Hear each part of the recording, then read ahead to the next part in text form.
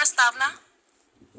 भारतीय उपमहाद्वीप की सांस्कृतिक और धार्मिक परंपराओं में भक्ति और सूफी परंपराओं का अत्यंत महत्वपूर्ण स्थान है।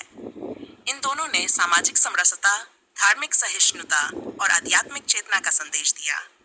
जब समाज जात पात, ऊंच नीच और धार्मिक कट्टरता में जकड़ा हुआ था, तब भक्ति और सूफी संतों ने प्रेम, भाईचारे और एक ईश्वर की उपासना पर बल दिया। इस स्क्रिप्ट में हम भक्ति और सूफी परंपराओं की उत्पत्ति, प्रमुख संत, उनके विचार और उनका समाज पर प्रभाव विस्तार से जानेंगे। भक्ति परंपरा का उदय। भक्ति का अर्थ है प्रेम पूर्वक ईश्वर की आराधना करना। यह परंपरा वैदिक कर्मकांड के विरोध में उभरी, जहां जात पात और बाह्य आडंबर को त्याग कर सीधे ईश्वर से संबंध स्थापित करने पर बल दिया गया। प्रारंभिक भक्ति आंदोलन। भक्ति परंपरा का उदय दक्षिण भारत में अलवार और नयनार संतों से माना जाता है। 17वीं से 9वीं शताब्दी के बीच इन्होंने भक्ति का संदेश दिया। उत्तर भारत में भक्ति आंदोलन। 13वीं शताब्दी से उत्तर भारत में भक्ति आंदोलन ने जोर पकड़ा। यहाँ संत कवियों ने जातिवाद और धार्मिक कट्टरता का विरोध किया। प्रमुख भक्ति संत और उनके विचार। कबीर, 15वीं सदी। कबीर ने हिंदू मुस्लिम दोनों धर्मों की रूढ़ियों की आलोचना की। उन्होंने निर्गुण ईश्वर की उपासना पर बल दिया। उनके दोहे आज भी जनमानस में गूंजते हैं। जाति न पूछो साधु की, पूछ लीजिए जान। राम भक्ति के महान कवि तुलसीदास ने रामचरितमानस की रचना की। उन्होंने मर्यादा पुरुषोत्तम राम को जन जन के हृदय में बसाया। मीराबाई, कृष्ण भक्ति की अद्वितीय कवयित्री, जिनकी रचनाओं में आत्मसमर्पण और प्रेम की झलक मिलती है। संत रैदास, जाति भेद विरोधी और समता पर बल देने वाले महान संत। उनकी रचनाओं में सामाजिक समानता का संदेश है। नानक देव जी, सिख धर्म के संस्थापक गुरु नानक देव ने एक ईश्वर, सेवा और सदाचार पर बल दिया। सूफी परंपरा का उदय। सूफी परंपरा का अर्थ। सूफी शब्द सूफ, ऊन का वस्त्र से निकला है। सूफी संत सादगी, त्याग और ईश्वर प्रेम के प्रतीक थे। सूफी परंपरा की विशेषताएं। ईश्वर तक पहुंचने का मार्ग प्रेम और सेवा है। जात पात, धर्म, संप्रदाय का भेद नहीं। गुरु, पीर मुर्शिद का मार्गदर्शन अनिवार्य। प्रमुख सूफी सिलसिला। ख्वाजा मोइनुद्दीन चिश्ती, शेख सलीम चिश्ती।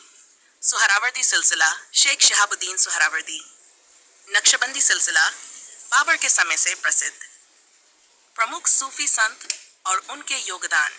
ख्वाजा मोइनुद्दीन चिश्ती, अजमेर में सूफी परंपरा का केंद्र स्थापित किया।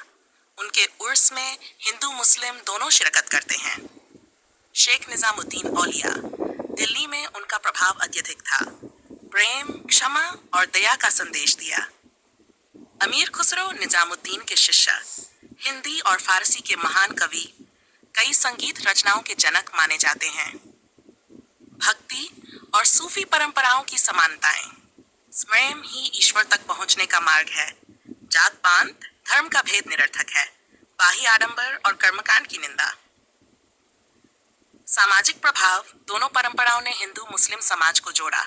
सामाजिक समरसता, आपसी भाईचारे को बढ़ाया। 6. भक्ति और सूफी साहित्य। भक्ति साहित्य। कबीर के दोहे, तुलसीदास की रामचरितमानस, सूरदास की सूरसागर, मीरा के भजन।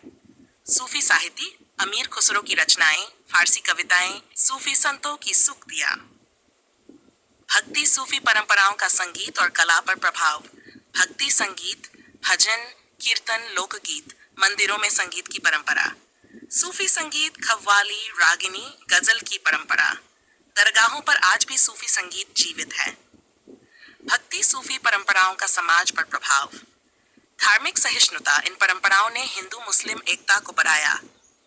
जाति प्रथा पर प्रहार। कबीर, रैदास जैसे संतों ने जाति प्रथा की कटु आलोचना की। भाषा का विकास। भक्ति सूफी संतों ने क्षेत्रीय भाषाओं को अपनाया, जिससे हिंदी, पंजाबी, उर्दू, मराठी का विकास हुआ। निष्कर्ष। भक्ति और सूफी परंपराओं ने भारतीय समाज को एकता और भाईचारे का पाठ पढ़ाया। उन्होंने एक ऐसे समाज की कल्पना की जहां मनुष्य मनुष्य के बीच प्रेम, करुणा और सेवा ही सबसे बड़ा धर्म हो। आज भी ये परंपराएं भारत की साझी संस्कृति और गंगा जमुनी तहजीब की नींव हैं। यदि आप चाहें तो मैं इस स्क्रिप्ट में संतों की समय रेखा, संदर्भ ग्रंथ